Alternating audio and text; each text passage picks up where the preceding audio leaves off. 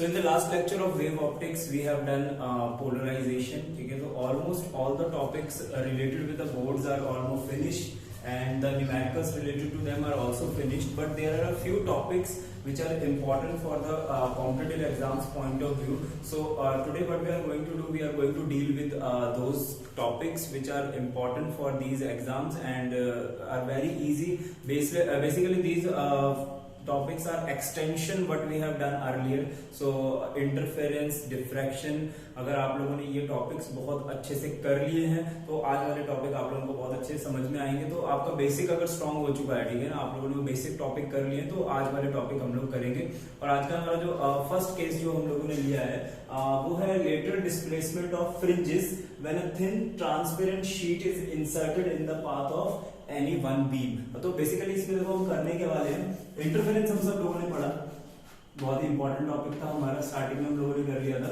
Interference में था क्या, हमारे पास दो स्लिट्स थी, स्लिट्स में से कोहेरेंट बीम्स निकलती हैं, ठीक है, और कोहेरेंट बीम्स क्या करती हैं, स्क्रीन पे पैटर्न बनाती हैं, फ्रिंजेस का पैटर्न, डार्क और ब्राइट फ्रिंजेस का, है ना। अब अगर सपोज करो कि मैं एक बीम के पाथ में यहां पर एक शीट इंसर्ट कर दो, सपोज करो कोई भी शीट हो सकती है, transparent sheet, transparent mica sheet हो सकती है, ग्लास की शीट हो सकती है, वाटर की कोई फिल्म हो सकती है, ठीक है ना, कुछ भी इंसर्ट करते हैं यहाँ पे। तो यहाँ पर जो पैटर्न बन रहा है इसके ऊपर क्या फर्क पड़ेगा, ठीक है। तो यहाँ पर एक्चुअल में होगा क्या कि ये जो पैटर्न है ना ये शिफ्ट हो जाएगा, ठीक है। फ्रिंज विड्थ के ऊपर कोई फर्क नहीं पड़ने वाला, पैटर्न शिफ्ट होगा, लेकिन कितना शिफ्ट होगा, कितना पाथ डिफरेंस आने वाला है यहाँ पर, इसके लिए का छोटा सा आर्टिकल है, मैं आप लोगों को समझा दूंगा। Because these topics are important for competitive point of view, तो आर्टिकल आप लोगों को ज्यादा समझ में आने चाहिए। एज सच इनको क्रैम करने की यहाँ पे जरूरत नहीं पड़ेगी, because they will never come in boards and the result you have to learn. तो आपको रिजल्ट लर्न करने हैं, प्रोसेस से रिजल्ट लर्न करने में ऑब्वियसली बहुत ज्यादा हेल्प मिलेगी। So I am going to derive a formula कि किस तरह से कितना शिफ्ट आने वाला है, ठीक है। सो वो लोग स्टार्ट करते हैं। So let us start the article. और यहाँ पे हम लोगों ने क्या किया है कि दो सोर्सेज हैं, S1 और S2, ठीक है।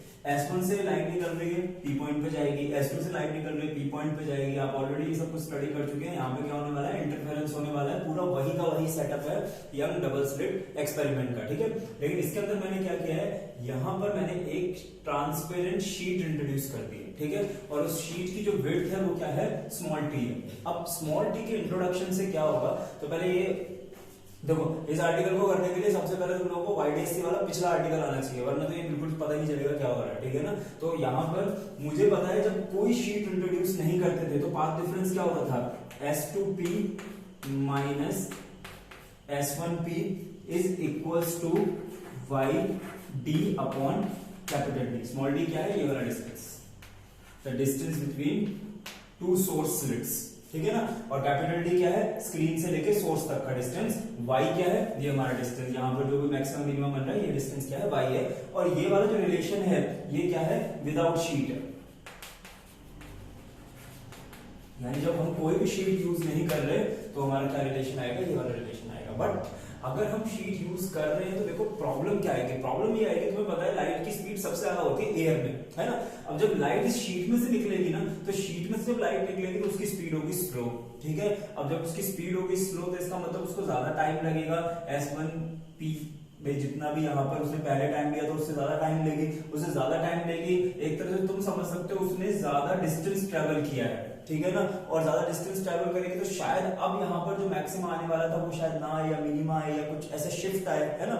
तो बेसिकली ऐसा कुछ ज्यादा होने नहीं वाला है, ठीक है। बट स्टिल है ना, यहाँ पर जब शीट में से लाइट निकलेगी तो क्या होगा, वो स्लो हो जाएगी, है ना। तो मैंने इस कॉन्सेप्ट को टाइम से ही समझाता हूँ। सबसे पहले हम ये देखते हैं कि यहाँ पर लाइट ने S1P तक जाने में कितना टाइम लिया। तो देखो टाइम S1 से P तक जाने में कितना लगेगा। तो देखो यहां से यहां तक लाइट ट्रैवल कर रही है, S1P में अगर ये T डिस्टेंस हटा दिया जाए, है ना, ये T वाला गैप हटा दिया जाए तो बाकी तो एयर में ही ट्रैवल हुआ है, ठीक है। यानी कि ये जो टोटल डिस्टेंस है S1P माइनस T अपॉन सी, इतना टाइम लगेगा। टाइम का फॉर्मूला सबको आता है, डिस्टेंस अपॉन स्पीड। लाइट की स्पीड एयर में होती है स्मॉल सी, ठीक है ना, और डिस्टेंस कितना ट्रेवल हुआ है एयर के अंदर, s1p माइनस टी। तो यहाँ पे कितना टाइम लगेगा, s1p minus T upon C plus ये इतना डिस्टेंस जो है वो कहां ट्रेवल हुआ है, वो ट्रेवल हुआ है शीट के अंदर, ठीक है। हम मान लेते हैं शीट के अंदर जो लाइट की वेलोसिटी है ना वो v है, ठीक है। तो कितना टाइम लगेगा शीट को क्रॉस करने में, इस शीट को क्रॉस करने में टाइम लगेगा t अपॉन v, ठीक है ना, क्योंकि ये शीट बहुत थिन है, ठीक है। तो हम ये मान के चल रहे हैं कि जो लाइट ने डिस्टेंस ट्रैवल किया है वो स्ट्रेट ही है, वैसे ऑब्लिक पाथ कवर होगा, है ना, पर इतना हम यहाँ पे लेंगे नहीं क्योंकि ये ना बहुत थिन शीट है, इसको इग्नोर करेंगे, ठीक है ना। सो यहाँ पर इतना टाइम लगेगा इसको ट्रैवल करने में, ठीक है। अब मुझे पता है definition of refractive index, mu is equal to C upon V, ठीक है। तो यहां पर मैं v को क्या लिख सकता हूं, मैं v को यहां पे लिख सकता हूं ना, v is equals to c upon mu, ठीक है। इंट्रोड्यूस करो इसको, यहां पे तो देखो क्या आएगा, time from s1p is equals to s1p minus t upon c plus mu times t upon c, okay. अब इस c को कॉमन लेके इधर ले जाते हैं, तो ये क्या आएगा, c time from s1p is equals to s1p minus t, इसको मैं क्या करता हूँ, इसमें से कॉमन ले लेते हैं, इसको ऐसे लिख लेते हैं, plus mu minus 1 times t, okay. अब देखो सपोज करो s1 से p तक लाइट को पहुंचने में 5 सेकंड लगे, ठीक है ना। तो ये मेरे पास वो टाइम था 5 सेकंड, ठीक है। तो अब पता नहीं कौन सा रास्ता था, बीच में एक शीट रखी थी, 2 शीट रखी थी, 10 शीट रखी थी, कितनी भी रखी थी, मुझे टाइम लगा 10 सेकंड, ठीक है। लेकिन अब उस 10 सेकंड को मैंने किससे मल्टीप्लाई कर दिया, c से, तो मुझे कौन सा डिस्टेंस मिलेगा। देखो अगर ये शीट यहां पर ना भी होती, ठीक है ना, तो 10 सेकंड में with the speed of light, कौन सी वाली स्पीड ऑफ लाइट, जो एयर में है, ठीक है, उससे जो लाइट डिस्टेंस ट्रेवल करती है वो डिस्टेंस यहां पर आएगा, है ना। देखो यहां पे हमने किससे मल्टीप्लाई किया, टाइम को c से, ठीक है ना। तो 10 सेकंड को अगर मैं c से मल्टीप्लाई करूंगा, c कौन सी स्पीड है, वो वाली स्पीड जो किसमें है, एयर में है, तो यहां पर कितना डिस्टेंस आएगा, वो डिस्टेंस आएगा जो लाइट एयर में ट्रेवल करती, ठीक है। तो इस डिस्टेंस को ना मैं एक नया नाम दूंगा, इस डिस्टेंस को हम क्या बोलेंगे, इफेक्टिव डिस्टेंस इन एयर, मतलब जो डिस्टेंस लाइट एयर में ट्रेवल करती, एक तरह से ये डिस्टेंस वही डिस्टेंस है, ठीक है। और ये डिस्टेंस किसके बराबर है, s1p plus mu minus 1 into T. और ये मैंने क्यों किया यहाँ पर, क्योंकि भाई मुझे निकालना था पाथ डिफरेंस, ठीक है ना। और पाथ डिफरेंस क्या होता है, यहां से यहां तक जो डिस्टेंस है माइनस यहां से यहां तक जो डिस्टेंस है, ठीक है ना। अब चक्कर क्या था, यहां पर जो डिस्टेंस था वो तो मल्टीपल प्रोसेस से निकल रहा था ना, मल्टीपल चीजों में से निकल रहा था, तो इसको इसमें से माइनस करना बनता नहीं था, ठीक है ना। तो मैंने क्या किया, ये वाला डिस्टेंस एयर के डिस्टेंस के बराबर निकाल लिया। अब मैं क्या करूंगा, s2p में से ना s1p को माइनस कर सकता हूं, ठीक है ना। और मुझे क्या निकालना होता है, इंटरफेरेंस में पाथ डिफरेंस, तो बेसिकली अब यहाँ पे पाथ डिफरेंस आएगा, ठीक है। और कैसे आएगा पाथ डिफरेंस, इस डिस्टेंस को ना मैं मान लेता हूं s1p स्टार, ठीक है। अब पाथ डिफरेंस क्या होता है, पाथ डिफरेंस होता है s2p माइनस s1p, लेकिन अब हमारा s1p किससे रिप्लेस हो जाएगा, s1p स्टार से, और s1p स्टार हमारे पास ये क्या आ जाएगा, पाथ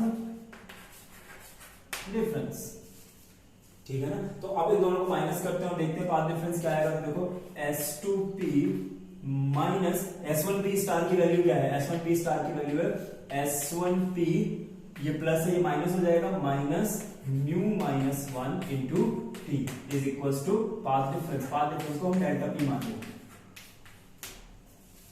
ठीक है। अब देखो बेटा, ये जो s2p माइनस s1p है, ये तो हमें पहले से ही याद है, ठीक है, हम पहले ऑलरेडी निकाल चुके हैं इंटरफेरेंस वाले आर्टिकल में। s2p माइनस s1p क्या होता है, yd अपॉन डी, तो ये आ गया yd upon capital D minus mu minus 1 into T is equals to delta P.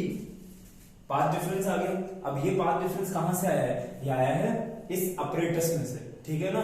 अब हम लोगों ने जब इंटरफेरेंस का आर्टिकल किया था तब क्या किया था, हम लोगों ने भी पाथ डिफरेंस निकाला था ऐसे, और फिर उसको किसके इक्वल रख दिया था, एल लैम्डा और 2n-1 λ/2 के मैक्सिमा और मिनिमा की कंडीशन, ठीक है। तो अब मैंने इस तरह से पाथ डिफरेंस निकाला है, बात तो वही है, ठीक है। ये पाथ डिफरेंस थोड़ा अलग है पर है तो पाथ डिफरेंस। अब इसको भी मैं किसके बराबर रखूंगा यहाँ पर, n लैम्डा के। तो मैं यहाँ पे आपको दोनों कंडीशन नहीं दिखाऊंगा, मैक्सिमा और मिनिमा वाली, मैं ना सिर्फ एक ही n लैम्डा वाली कंडीशन से आपको प्रूव कर दूंगा, क्योंकि मैंने आपको इनिशियली बताया ना कि यहाँ पे जो फ्रिंजेस बनेंगे ना उनका एक्चुअल में साइज चेंज नहीं होने वाला, वो सिर्फ शिफ्ट होने वाली है और वो इजीली एक ही फंडे से प्रूफ हो जाएगा।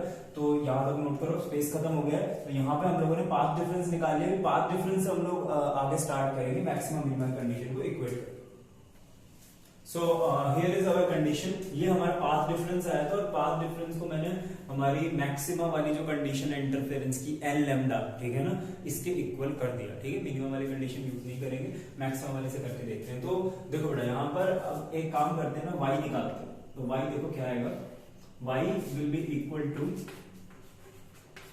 n लैम्डा, ये माइनस है, ये उधर जाकर प्लस हो जाएगा, plus mu -1 into T, okay.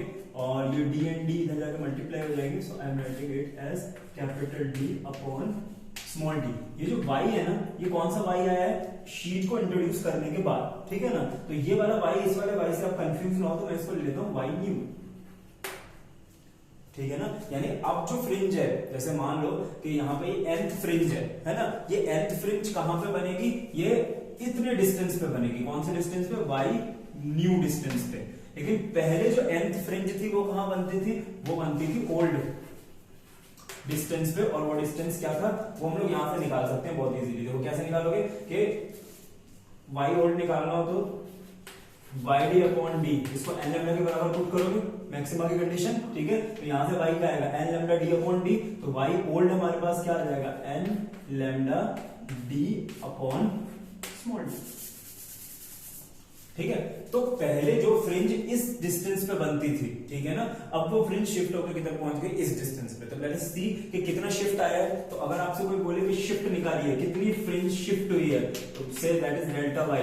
तो वो डेल्टा वाई कैसे निकाल सकते हैं हम लोग, इन दोनों को माइनस करते हैं, ठीक है। तो Y new minus Y old, इसको माइनस कर देते हैं। So obviously C n lambda d upon d, n lambda d upon d, ये कैंसिल आउट हो जाएंगे। हमारे पास क्या बचेगा, ओनली दिस, ठीक है। तो हमारे पास डेल्टा y यहाँ पर देखो क्या आ जाएगा, डेल्टा y आ जाएगा हमारे पास mu -1 into T capital D upon small d, ठीक है। एक तरह से आंसर आ गया, बट अगेन देखो इस आंसर को भी हम मॉडिफाई कर सकते हैं। मॉडिफाई कैसे कर सकते हैं, बीटा का फॉर्मूला, फ्रिंज विड्थ का फॉर्मूला हम सबको याद है, वो क्या होता है, lambda d upon small d, ठीक है। तो यहां पर देखो कैपिटल D अपॉन D को हम लोग क्या लिख सकते हैं, beta by lambda, you can write it, है ना, रिप्लेस कर दो। तो क्या आ जाएगा, delta y is equals to mu -1 beta upon lambda. इधर you can use this formula, ठीक है, सॉरी टी यहां पे आएगा, एंड और you can use this formula, ठीक है। ये वाला फॉर्मूला आप यूज कर सकते हो, ये वाला फॉर्मूला यूज कर सकते हो, कुछ भी यूज कर लो। इससे आपको क्या मिलने वाली है, शिफ्ट, कि जो फ्रिंज है वो कितना शिफ्ट हो गई, ठीक है। किस डायरेक्शन में शिफ्ट होगी, जिस डायरेक्शन में आपने शीट को इंट्रोड्यूस किया। यानी जो पहले सेंट्रल मैक्सिमा इधर बन रहा था, अब वो सेंट्रल मैक्सिमा किस तरफ शिफ्ट हो जाएगा, ऊपर की तरफ। अगर आप शीट इंट्रोड्यूस करते हैं इस तरफ, तो वो किस तरफ शिफ्ट हो जाता, नीचे की तरफ। और कितना पाथ डिफरेंस आया है, एक्स्ट्रा पाथ डिफरेंस। तो अगर आप बोले कि एक्स्ट्रा पाथ डिफरेंस क्या आया है, तो भाई एक्स्ट्रा पाथ डिफरेंस क्या आया, पहले पाथ डिफरेंस क्या था, सिंपल yd अपॉन d। अब पाथ डिफरेंस क्या हो गया था यहाँ पे, yd अपॉन d, और साथ में ये टर्म ऐड हो गई थी, ठीक है। तो एक्स्ट्रा पाथ डिफरेंस क्या है हमारे पास, म्यू -1 इंटू टी, ठीक है। तो ये दो फॉर्मूले आपको लर्न करने हैं, one is this and one is this. तो इजीली अब आपके ये क्वेश्चंस हो जाएंगे which are related with the sheet problem, okay. So let us do one numerical related to it. इसमें हम लोगों ने क्या किया है, young double slit experiment perform किया है, और इसमें हमने लाइट यूज करी है 6000 एंगस्ट्रॉम की। स्लिट्स के बीच में जो गैप है वो है 2 mm का, 10 सेंटीमीटर दूर हमने स्क्रीन रखी है, ठीक है। और जब इस अरेंजमेंट के अंदर हम लोगों ने एक शीट इंट्रोड्यूस करी, ठीक है, शीट की जो थिकनेस है वो 0.5 mm थी, तो जो हमारा पैटर्न है ना वो शिफ्ट हो गया बाय द 5 mm, ठीक है। आपको ये बताना है कि जो शीट हमने इंट्रोड्यूस करी उसका रिफ्रैक्टिव इंडेक्स क्या होगा, ठीक है। तो ट्राई कर सकते हो इस न्यूमेरिकल को खुद, otherwise let us see the solution. देखो शिफ्ट का फॉर्मूला